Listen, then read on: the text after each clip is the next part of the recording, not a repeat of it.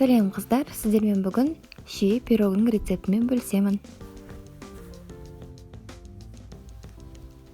Бізге керегі ұн, тұз, қант пудрасы, жақсылап араластырамыз. Қамырымызды ары қарай дайындау үшін сары май қосамыз. Сары май ерітілмеген болғаны жақсы.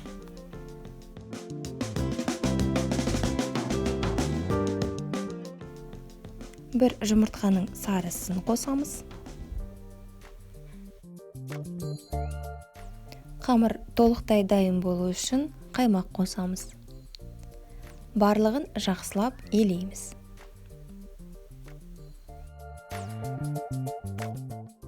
Қамырымыз дайын. Қамыр өте қатты да емес, әрі қатты жұмсақ та емес.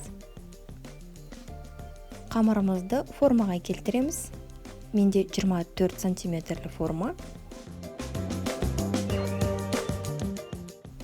Бізге енді құймасын дайындау керек. Ол үшін бізге сүзбе, ваниль қанты қажет, 3 жұмыртқа және қаймақ керек.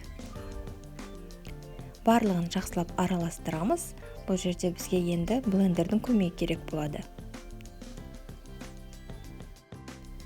Қант қосуды ұмытып кетпеңіздер. Оны да жақсылап араластырамыз.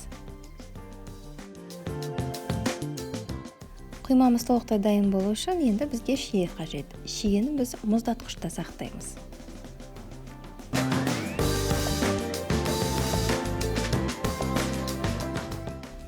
Алдыңа дайын пешімізге 180 градуста 50 минут пісіреміз.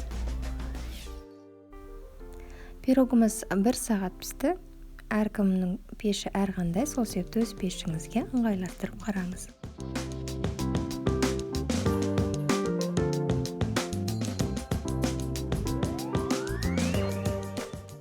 Міндетті түрде осы рецепт бойынша жасап көріңіздер. Өте дәмді пирог болып шықты. Астарыңыз дәмді болсын.